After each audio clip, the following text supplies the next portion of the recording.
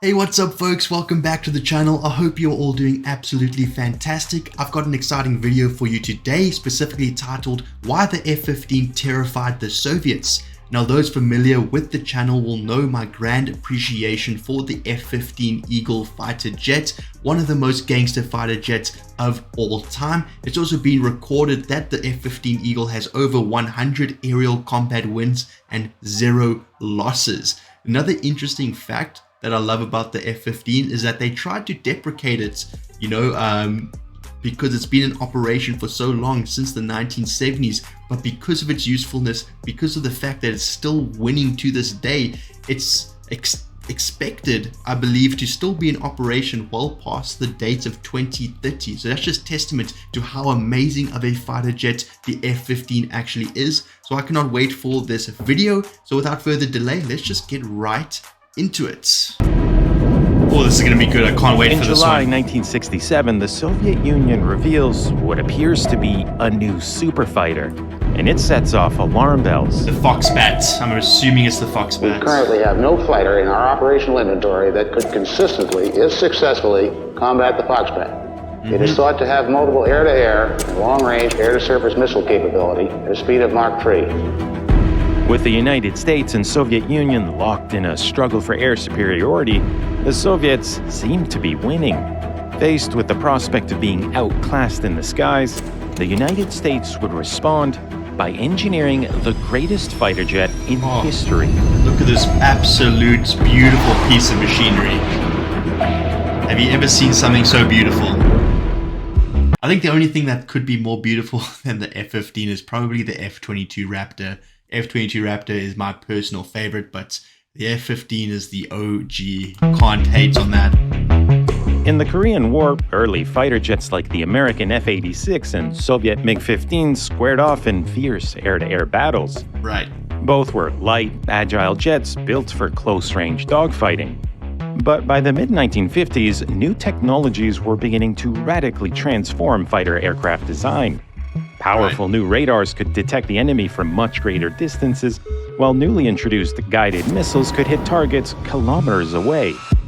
Military planners grew convinced that air battles of the future would be fought beyond visual range, where the enemy wouldn't be more than a distant blip on a radar screen.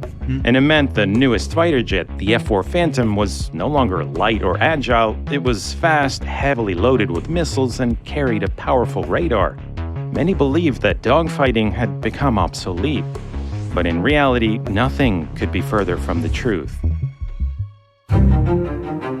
Yeah, so just to clear things up for people not too familiar with, air battles, dogfighting refers to, fighter jets that are fighting in very close proximity, and it's very dependent on the fighter jet pilot's skill as far as taking down other aircraft, whereas they assumed that, the aerial dominance would come more from long-range attacks such as guided missiles and so forth.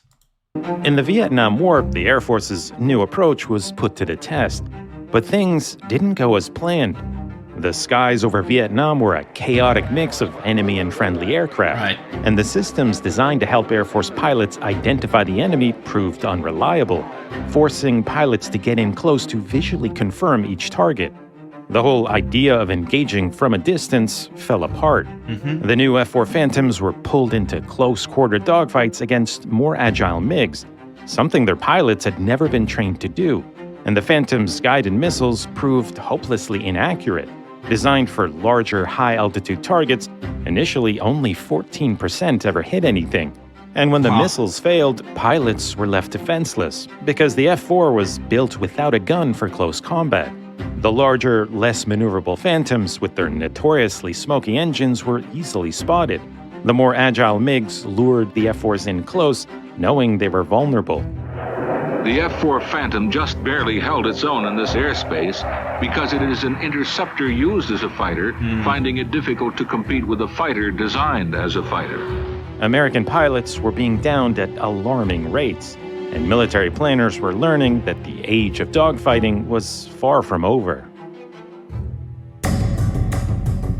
Get a plane Air that can Force do both. planners scrambled to respond. equipping the F-4 with pod-mounted Gatling guns and training pilots to engage the more maneuverable MiGs. Those who are unfamiliar with the Gatling concept, I think the Gatling gun was first introduced during the American Civil War, and is essentially that gun where, through the rotational energy is able to release multiple bullets in close proximity as far as time frame. So those are the ones that essentially give like a machine gun effect. But these were stopgap solutions. What the Air Force really needed was a new dedicated air superiority fighter, and it meant scrapping every one of its earlier concepts for the next generation of fighter aircraft, which now looked too large, too heavy, and likely to fare even worse than the Phantom. And they'd have to move quickly, because in 1967, the Soviet Union unveiled a new fighter of their own, and it looked nothing like the MiGs that F-4 Phantoms were squaring off with in Vietnam. Everything seemed to suggest a fighter built for extreme maneuverability, with twin tails, a massive wingspan, and monstrous engines. Intelligence experts suspected that the Soviets were using advanced lightweight materials, along with new radar and weapon systems. A few months later, the Soviets went on a record-setting spree, posting new world speed and altitude records with the new fighter. It's crazy to think how quickly things can change, because right here they're talking about 1967. So this is only around a 5-year period before the F-15 Eagle was introduced. And the assumption was that the Soviets were ahead of the Americans as far as aircraft technology is concerned. So it's just crazy how competition drives innovation. With the Soviet Union's, supposed innovation being more advanced than the Americans, it drove that American ingenuity to come up with something better. And that's why in many industries, competition is a good thing. Officials suspected the worst. We currently have no fighter in our operational inventory that could consistently, if successfully, combat the Foxbat. If the experience in Vietnam wasn't concerning enough, the Soviet Union now looked ready to unleash a new superfighter. Mark III. So the MiG-25 would go Mark III. That's probably the fastest plane I've seen. After spending the better part of 2 decades building mostly interceptors, fighter bombers, and attack aircraft, the Air Force finally set its sights on building a state-of-the-art air superiority fighter. In 1968, leading U.S. aircraft designers were invited to submit proposals. Their entries would be assessed using a groundbreaking concept called energy maneuverability, a mathematical formula to help define a fighter's total performance in terms of speed, thrust, drag, and weight. In December 1969, the contract to build the new fighter was awarded to McDonnell Douglas. Their design was the product of 2.5 million man-hours of effort, allowing development to begin immediately. Oh my goodness. The F-15 Eagle was designed from the ground up for tactical dominance in any airspace. Look at Two this afterburning plane. turbofans could unleash a massive 48,000 pounds of combined thrust, enough power to break the sound barrier even while flying straight up. With a top speed of over Mach 2.5, the F-15 would be the fastest fighter jet ever produced by the United States.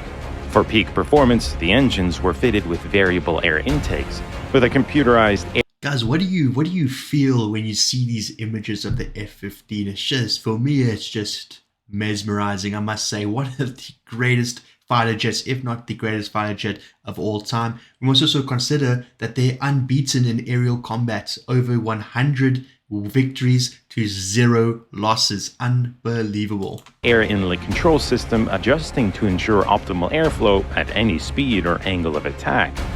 Where earlier fighters like the F-4 had a reduced wing area for high supersonic speeds, in the F-15 engineers instead opted for low wing loading, which combined with a high thrust-to-weight ratio delivered superior maneuverability.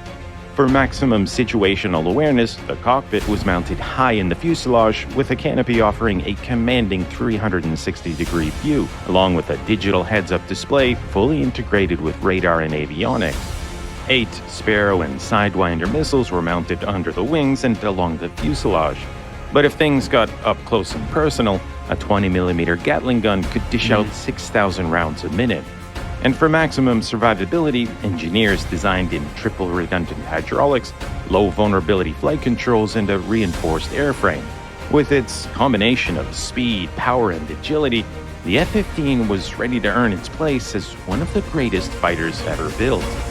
Here's a question for you folks. Have any of you seen an F-15 Eagle up close and personal, whether it be on display or whether it be at an air show or something? I'd be very interested to know what your experience was, because it's definitely up there with one of my goals when visiting America, is to see some of these planes up close and personal. I'm just such a big fan of them. It must be quite the experience seeing one in the flesh, I must say. Love these old school footages. The The first more grainy the prototype footage, was the better. unveiled in June 1972, just 3 years after McDonnell Douglas was given the go-ahead. The new fighter was put through an extensive testing program, and it would have to prove itself against the best of what the Air Force had to offer. Up against the heavy F-4 Phantom, the F-15 looked assured and in control, easily making quick work of the interceptor. Yeah, Charlie Howell's nose isn't on me, but I'm in deep trouble here. F-4, you're about to get gunned. Even the smaller, lighter F-5, used to simulate more agile MiG fighters in combat, struggled to shake the larger F-15. Overhead. I can't do anything about it. Box 1 on the F-5, nose down. In nearly every engagement, whether beyond visual range or close-in dogfighting, the F-15 commanded an overwhelming advantage. With a true air superiority fighter on their hands, the Air Force was ready to send a message to the Soviet Union. Only a year and a half earlier, the Soviets posted new time-to-climb world records with the MiG-25. Now, the F-15 was about to erase them. In 1975, engineers stripped a pre-production F-15 of its non-mission critical components, even removing its paint to make it as light as possible. In the cold, dense air of North Dakota, the Eagle made a series of climbs from a dead stop, rocketing up to altitudes as high as 30 kilometers, right to the edge of the Earth's stratosphere. Wow. Not only did the F-15 beat the MiG's records, it shattered them by... So let's just look at these records quickly. So it reached 30 kilometers in the air in 207 seconds, where the MiG-25 Foxbat reached it in 243.9 seconds. So there's almost a 20 to 25% improvement on the previous record by the F-15 Eagle. That just shows you how dominant this plane was, because the Foxbat was seemingly unbeatable, and within a 5-year period after the development of the Eagle, it absolutely shattered all of these elevation time records. Crazy. More than 25%. The Air Force had a winner on their hands, and the F-15 Eagle would come to be recognized as one of the most successful fighter development programs in history. By 1974, the fighter was already in mass production, with over 400 early F-15A and B models ordered for the U.S. Air Force. And America's allies were also eager to get their hands on the new jet. The first foreign operator was Israel, beginning in 1976, followed by Japan a couple years later, and Saudi Arabia. And with some of the first F-15s being deployed at West German air bases, right on the Soviet Union's doorstep, it seemed only a matter of time before the new fighter faced off against the MiG-25. In 1976, the Americans finally got a first-hand look at the Soviet Union's superfighter. But it wasn't what they were expecting. In September of that year, Lieutenant Viktor Belyanka, a 29-year-old pilot with the Soviet Air Defense Forces, made a fateful decision to escape the Soviet Union. And he did it by secretly flying his MiG-25 from a Soviet air base in the Far East to a civilian airport in Japan. Wow. After more than a decade shrouded in mystery, the Americans got a chance to examine the Foxbat down to every last detail.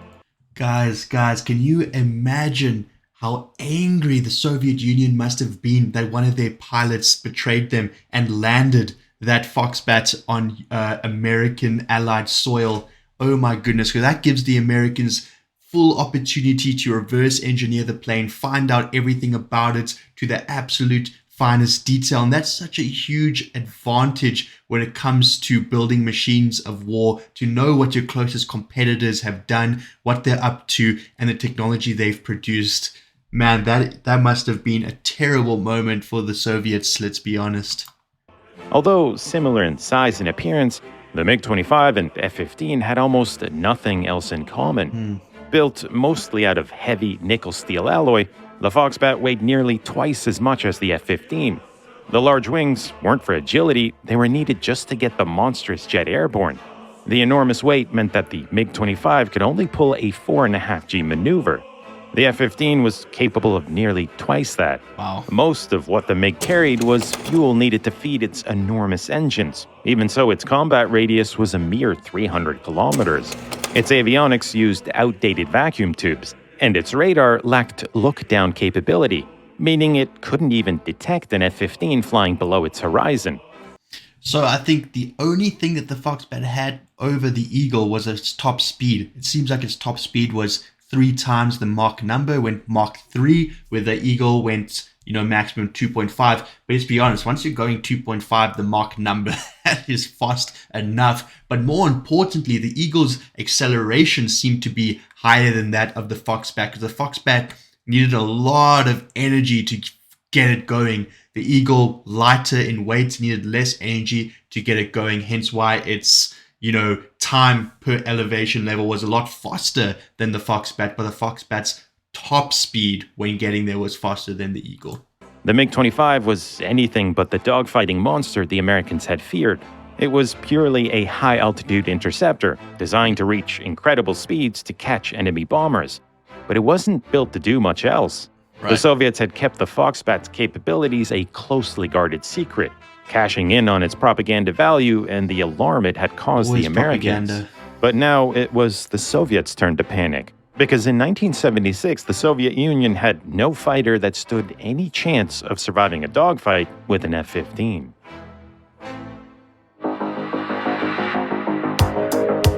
F-15s scored their first victories in 1979, when Israeli pilots downed 4 Syrian MiG-21s in a single engagement.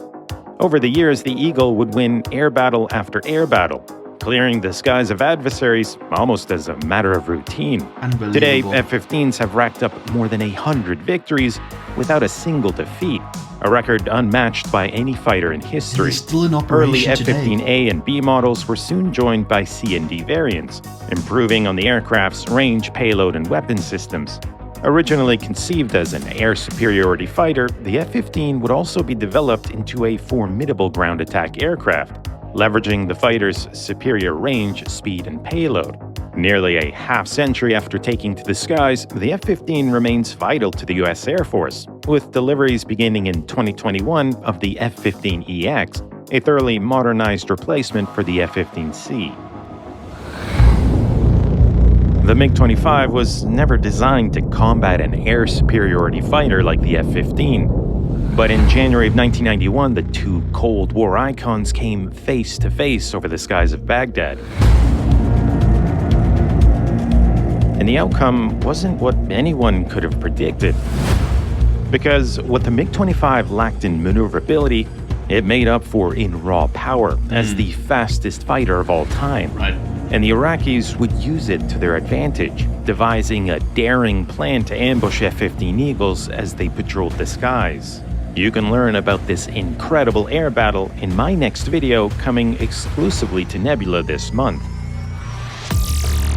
Well, folks, that is pretty much the end of the video. I hope you enjoyed that as much as I did. I absolutely loved learning all about American fighter jets, and the F-15 Eagle is probably the most iconic of them all. So yes, I hope you enjoyed that as much as I did. But yeah, folks, that's all I have for you today. So if you did enjoy this video, please remember to like the video and subscribe to the channel. I'm uploading every single day. But until next time, I hope you have a good one. I'll see you when I see you. Cheers.